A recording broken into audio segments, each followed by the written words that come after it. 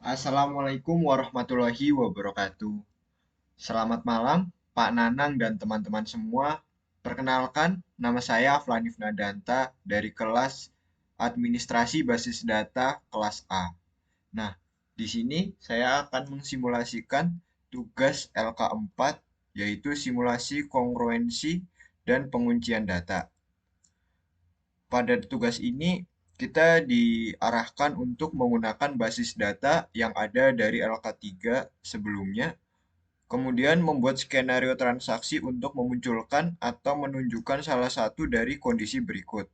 Yang pertama itu ada loss update, uncommitted data, unrepeatable reads, dan yang terakhir ada phantom reads. Dan di sini saya akan mempraktekkan yang terakhir yaitu phantom reads. Nah, mungkin sedikit lebih lanjut mengenai phantom reads, yaitu fenomena yang terjadi ketika transaksi yang sedang berjalan, baris-baris yang sesuai dengan kriteria pencarian, misalnya dalam operasi select, muncul atau menghilang secara tiba-tiba dalam transaksi yang berbeda yang sedang berjalan secara bersamaan. Fenomena ini bisa terjadi karena transaksi lain mengubah data di dalam basis data yang sedang dibaca oleh transaksi pertama. Dalam hal ini, rate stability adalah salah satu tingkat isolasi transaksi yang dirancang untuk mengatasi fenomena phantom read tersebut. Dalam tingkat isolasi ini, ketika sebuah transaksi membaca data dari basis data, transaksi tersebut akan melihat data yang tetap stabil selama berlangsungnya transaksi tersebut. Dengan kata lain, transaksi yang berjalan pada tingkat read stability tidak akan melihat perubahan data yang terjadi dalam transaksi lain selama transaksi pertama sedang berjalan. Jadi, jika dapat saya simpulkan, dalam hal ini berarti ketika klien atau user pertama mengakses database kemudian melakukan transaksi, maka user kedua yang saat bersamaan atau tepat setelah itu mengakses database, maka belum dapat melihat hasil perubahan oleh klien pertama ketika klien pertama belum menyelesaikan transaksinya. Jadi klien kedua akan tetap melihat data utuh yang pertama dilihat sama seperti klien pertama. Jadi intinya harus menunggu transaksi yang dilakukan oleh klien pertama selesai, baru klien kedua dapat melihatnya. Ya, mungkin mudahnya seperti itu dan di sini adalah langkah-langkah yang sudah saya susun untuk skenario phantom read yaitu read stability. Mungkin penjelasan singkatnya yaitu yang pertama kita akan nanti membuka konsol dan mengubah isolation level menjadi RS. Kemudian menghubungkan ke database ABDTIA dan melihat data awalnya menggunakan perintah select from perpindahan data department. Dan kemudian membuka CMD atau klien di sini sebagai klien pada Windows dan melakukan insert data. Dan ini adalah beberapa contoh data yang akan nanti kita insert. Dan yang terakhir adalah melihat isi data melalui konsol kembali. Oke, mungkin langsung saja kita ke step yang pertama, yaitu mengubah isolasi ke RS.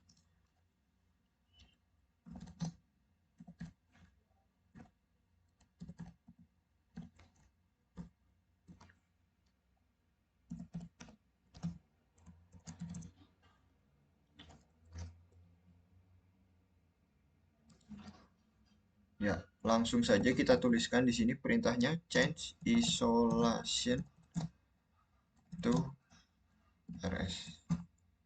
Dan di sini terlihat bahwa perintah berhasil dieksekusi. Kemudian perintah selanjutnya yaitu connect ke ABD TIA database-nya.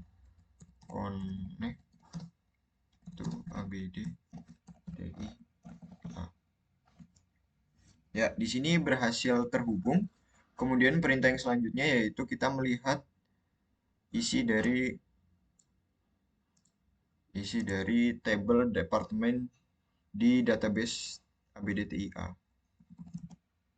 Langsung saja kita tuliskan sintaksnya from perpindahan.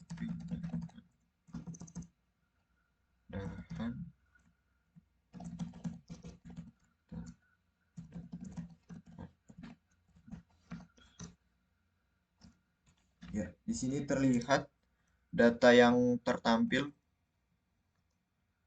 ada 13 record. Mungkin kita kecilkan saja atau kita besarkan agar mudah dilihatnya.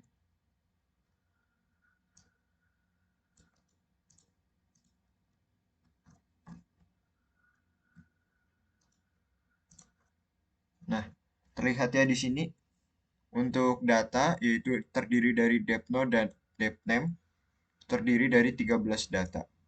Oke, sekarang kita lanjut ke langkah yang berikutnya, yaitu menghubungkan ke database melewati klien.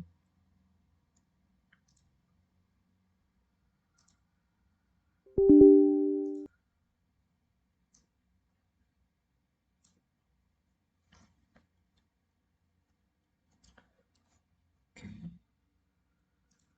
Nah, untuk menghubungkannya kita menggunakan perintah db connect to abd underscore ti underscore a user db2 inst1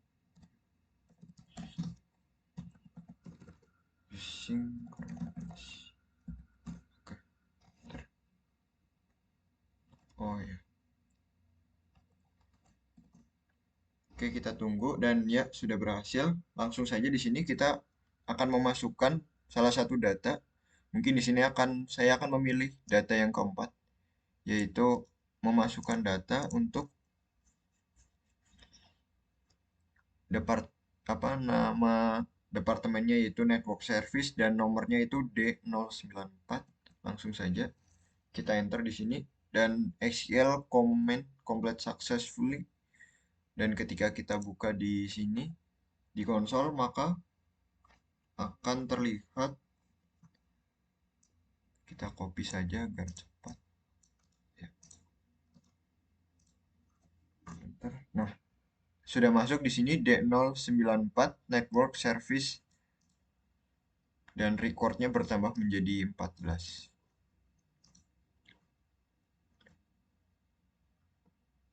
Oke, dah. Nah, jadi ini adalah klien pertama untuk transaksi pertama. Bagaimana jika dengan klien kedua, transaksi kedua? Di sini saya sebelumnya juga sudah mencoba menggunakan command prompt yang berbeda.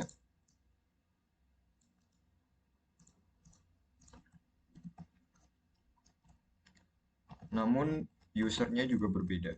Menggunakan root using rahasia. Kita tunggu dan berhasil terhubung. Dan jika kita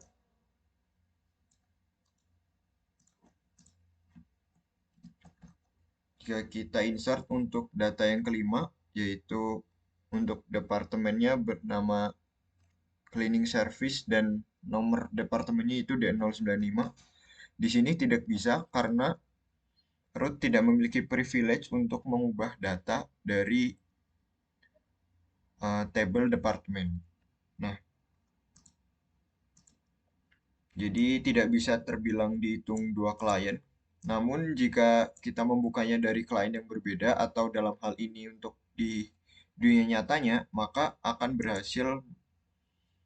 berhasil tercommit tanpa harus melakukan commit di konsol. Jadi nanti data yang pertama di sini dia tidak akan bisa melihat data yang kedua sebelum klien kedua menyelesaikannya. Jika kita lihat di sini db2 select. Mungkin kita copy paste saja biar cepat.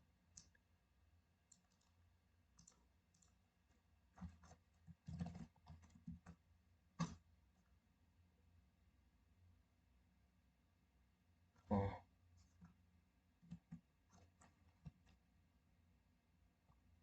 db2.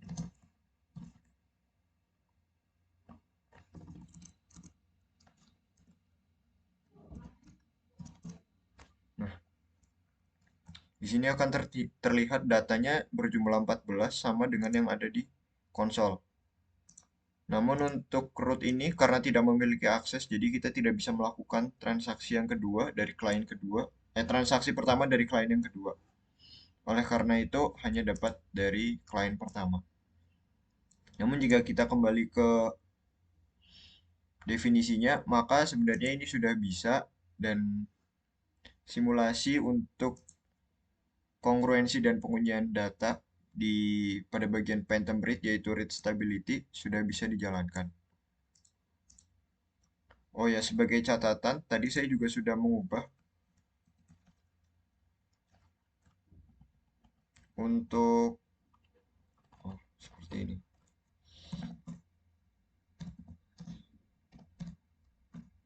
Nah, jadi tadi saya sudah mengubah untuk folder directory db2inst1 yang untuk meletakkan tabelnya atau database-nya itu sudah saya ubah menjadi semuanya dapat mengubah, menulis, mengubah ataupun mengeksekusi isi datanya atau direktorinya, tetapi masih tetap tidak bisa. Ya, mungkin itu saja tambahannya. Dari saya itu saja, kurang lebihnya mohon maaf. Sekian.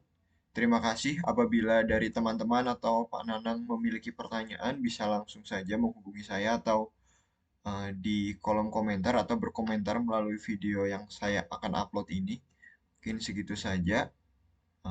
Sekian, terima kasih dan sampai jumpa lagi.